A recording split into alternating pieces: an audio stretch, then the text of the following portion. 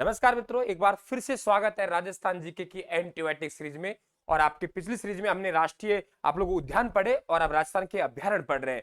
राष्ट्रीय उद्यान आप लोगों के 3 थे और आप लोगों के अभ्यारण्य हम 27 पढ़ेंगे। और जैसे मैंने आपको बताया है कि आपका वन्य जीव संरक्षण जो अधिनियम बना 1972, जो कि आप लोगों को केंद्र सरकार ने पहले केंद्र में लागू किया, राज्य में उसे 1 सितंबर 1973 को लागू किया। उसके अनुसार वन्य जीवों को संरक्षण 3 प्रकार से दिया गया है। नंबर एक आपके राष्ट्रीय उद्यान है, नंबर 2 आपके वन्य जीव अभ्यारण्य है, और तीसरा आपका आखेट निषेध क्षेत्र है। साथियों, हम बात करने जा रहे हैं अभ्यारण्य कि आप लोगों को, ये भी मैंने आपको बताया था कि 42वें संविधान संशोधन 1976 से पहले ये आपके राज्य सूची का विषय हुआ करता था, वन एवं वन्य जीव संरक्षण। लेकिन अब ये संवर्ती सूची का विषय है, क्योंकि 42वें संविधान संशोधन 1976 के द्वारा इसे बदलाव करके संवर्ती सूची में रखा गया है। तो जो आपके राष्ट्रीय उद्यान है वे आपके केंद्र सरकार का प्रोजेक्ट है, और केंद्र सरकार ही किसी अभ्यारण्य को आपके राष्ट्रीय उद्यान का दर्जा देता है। साथियों, ध्यान रखना, और ये आपका राज्य सरकार का काम है। देखिए, हम श्री गंगानगर से ऐसे हम लोग बॉर्डर पे चले, देखिए तो श्री गंगानगर में हमारा कोई किसी प्रकार का अभ्यारण्य नहीं है। ठीक है, क्लियर हुआ। दूसरा आप लोगों के दूसरा हम लोग चले बीकानेर, तो बीकानेर में एक अभ्यारण्य है, यानी आपका पूरा बीकानेर संभाग में 4 जिले आते हैं। श्री गंगानगर और हनुमानगढ़ में कोई अभ्यारण्य है नहीं, आपको पता होना चाहिए कौन से जिले में अभ्यारण्य है नहीं, ऐसे पूछ सकता है। तो श्री गंगानगर हनुमानगढ़ में तो कोई है ही नहीं। अब आपके 2 जिले बचे, बीकानेर और चूरू। वही बीकानेर चूरू जहां कोई नदी नहीं है राजस्थान की, तो बीकानेर में गजनेर है, चूरू में ताल छापर है। यानी पूरे पूरे बीकानेर संभाग में 2 ही आपके अभ्यारण्य है। आपके श्री गंगानगर हनुमानगढ़ में तो है ही नहीं, बात ही खत्म हुई। अब बताए बीकानेर। बीकानेर में आप पढ़ते हो गजनेर झील को पढ़ते हो, और गजनेर अभ्यारण्य आराम से ध्यान रहेगा कि सर गजनेर कहां है आप लोगों के बीकानेर में। मित्रों, यहां आप लोगों के रेत का तीतर है जिसे बटवड़ पक्षी कहते हैं, और उसका वैज्ञानिक नाम है इंपेरियल सैंड ग्राउंड। ध्यान रखना, रेत का तीतर बटवड़ पक्षी, ये आपका गजनेर अभ्यारण्य बीकानेर मिलता है। क्यों ना हम चूरू की भी यही बात कर ले। चूरू में हमारे पास देखिए ताल छापर अभ्यारण्य है। आपसे पूछा जाए कि राजस्थान का आपके 3 अभ्यारण्य आपको ध्यान रखने हैं। नंबर 1 सबसे छोटा अभ्यारण्य आपका सरिस्का ए है, जो कि मात्र 3.01 वर्ग किमी है। दूसरा आपका छोटा अभ्यारण्य आपके उदयपुर में है, सज्जनगढ़, जिस 5.19 वर्ग किमी है उसका क्षेत्रफल। और तीसरा सबसे बड़ा अभ्यारण्य, सबसे छोटा, वे आपके ताल छापर अभ्यारण्य चूरू। 3 बड़े और 3 छोटे, एंटीबायोटिक उसकी भी मिल जाएगी आपको। ठीक है, तो सबसे छोटा हो गया हमारा सरिस्का ए, दूसरा हमारा सज्जनगढ़ हो गया, 3, 5, 7 ऐसे ध्यान रखेंगे वर्ग किमी में, और ताल छापर। ये आपके उपनाम आप लोगों के द्रोणाचार्य की तपस्या रही है, इसलिए साथियों इसका नाम द्रोणा पर है। और काले हिरण या कृष्ण मृग के लिए प्रसिद्ध है। और काले हिरण और कृष्ण मृग की जो आपके पसंदीदा घास है साथियों, मोथिया घास आपके यहीं पाई जाती है। ध्यान रखना आप लोग।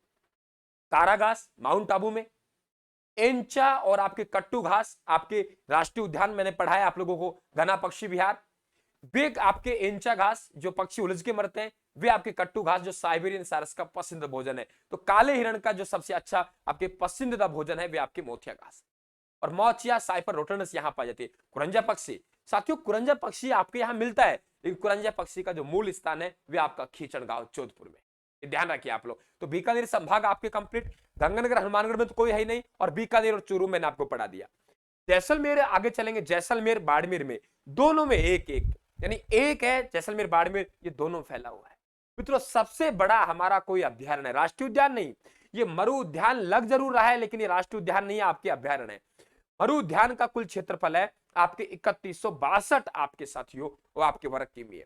जैसलमेर में ज्यादा है 1900, बाड़मेर में कम है 1262। तो 1900 जैसलमेर में, बाड़मेर 1262, कुल मिला के आपका 3162, यानी राजस्थान का सबसे बड़ा अभ्यारण्य है। गलती मत कर देना, वे राष्ट्रीय उद्यान था रणथंभौर, ये आपका अभ्यारण्य है। सबसे बड़ा अभ्यारण्य आपका जैसलमेर बाड़मेर में आपका मरु राष्ट्रीय उद्यान है साथियों। अब इसमें क्या मिलता है आपको, भौतिक प्रदेश मैंने पढ़ा है, लाठी श्री क्षेत्र एक आपके भूगर्भीय जल पट्टी साथियों, दूर दूर तक पानी नहीं, वहां पानी है, और वहां आपके सेवण घास है, क्या आप लिलुण या धामण कहते हैं साथियों। आपके जो गोडावण पक्षी है, गोडावण पक्षी की आपके प्रजनन स्थली है, प्रजनन यानी गोडावण पक्षी अपने अंडे यहां देता है। और गोडावण पक्षी वैज्ञानिक नाम आप सब जानते हो, कोरेटिस नाइग्रोसिस है। आपके यहाँ चंदन नलकूप मिलता है साथियों, दूर दूर तक पानी नहीं, लेकिन उसमें पानी है, तो इसलिए उसको थार का घड़ा कहते हैं। पीवड़ा सरप आप पढ़ते हो, जो आप लोग श्वास के माध्यम से जहर छोड़ता है। गजरल साथियों आपके टैंक है पानी की, पानी एकत्रित करने के लिए टैंक बनाए गए। बस चैनल को सब्सक्राइब कर लेना साथियों, जो भी साथी, और टेलीग्राम को भी आप ज्वाइन करके रखना है। अब हम लोग बात करें सिरोही, तो सिरोही में हमारे पास क्या आ गया, माउंट आबू आ गया। मित्रों माउंट आबू में हम 2-3 बातें ध्यान रखनी है कि आपके सबसे ऊंचाई कहां है, हमारे पास में सिरोही है, सबसे ज्यादा ऊंचाई सिरोही है। तो जो भी सिरोही में होगा, चाहे वे झील हो, चाहे चोटी हो, चाहे पठार हो, चाहे अभ्यारण्य हो, सब कहां जाएंगे साथियों, आपके सिरोही में जाएंगे। माउंट आबू सर्वाधिक ऊंचाई पर स्थित हमारा अभ्यारण्य है और इसे इको सेंसिटिव जोन घोषित किया गया है। कोडरा बांध से जल की आपूर्ति होती है। डिकिलपेट्रा आबू एंसिस साथियों एक दुर्लभ आप लोगों के पादप जो कहीं नहीं मिलता, यही मिलता है।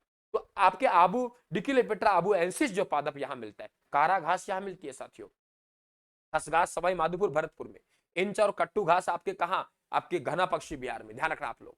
मोथिया घास कहां, ताल छापर में, पढ़ के आए। तो कारा घास यहाँ मिलती है। एक सबसे सुंदर आपके छिपकली जो आपके यूबलेफेरिस छिपकली है साथियों, वे भी आपके यहाँ मिलते, ध्यान रखना। तो यूबलेफेरिस जो छिपकली है आपके साथियों, यहाँ मछली नहीं, आपकी छिपकली है, गलती से लिख दिया मैंने, मछली नहीं है, क्या है, आपकी छिपकली है। तो ये छिपकली बहुत सुंदर आपकी छिपकली है, यही मिलती है। तो ये आपका कौन सा हो गया, माउंट आबू हो गया।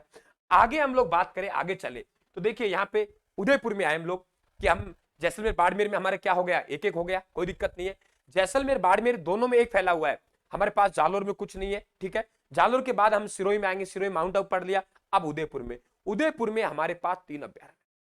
नंबर 1 पहला हमारा फुलवारी की नाल है। फुलवारी की नाल क्यों है, क्योंकि इसलिए फुलवारी की नाल कहते हैं, वर्ष भर आपके फूलों से आपके खिला रहता है, इसलिए फुलवारी की नाल कहला। मित्रों महाराणा प्रताप की जो कर्म स्थली है, ये आपकी फुलवारी की नाल। यहाँ नदियां हैं, मानसी, बाकल, सोम नदियों का आपका उद्गम होता है। ह्यूमन एनाटॉमी पार्क है साथियों, और मेहदी नामक आपके बात है। जयसंबंध अभ्यारण्य, जयसंबंध अभ्यारण्य आपके पास में जयसंबंध झील पड़ती है, तो पक्षी आते हैं, तो इसलिए जयसंबंध अभ्यारण्य को साथियों जलचरों की बस्ती कहते हैं। रूठी रानी का महल मांडलगढ़ में भी है, आपके अजमेर में भी है। एक रूठी रानी का महल आपका इस जयसंबंध अभ्यारण्य, रूठी रानी का महल और जलचरों की बस्ती कहते हैं इसको। सज्जनगढ़ हमारा देखिए ये कि राजस्थान का दूसरा सबसे छोटा अभ्यारण्य, पहला सरिस्का है, दूसरा सज्जनगढ़, तीसरा आपका पढ़ा है 5.19 ये पूछ सकता है। सज्जनगढ़ उदयपुर में साथियों। आपके यहाँ अरावली की जो आकृति है उसे कहते हैं हम की बुक कहते हैं, ध्यान रखना आप लोग, हमों की बुक कहते हैं। क्लियर।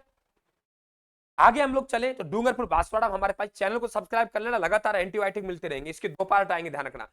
दूसरा पार्ट आपके यहाँ डूंगरपुर बांसवाड़ा कोई अभ्यारण्य नहीं। हाँ प्रतापगढ़ में है सीता माता, जहां साथियों सीता माता, आपकी सीता माता का मंदिर भी है, सीता माता अभ्यारण्य भी है। पहले प्रतापगढ़ में, चित्तौड़गढ़ में था, लेकिन प्रतापगढ़ अलग बन गया प्रतापगढ़ में।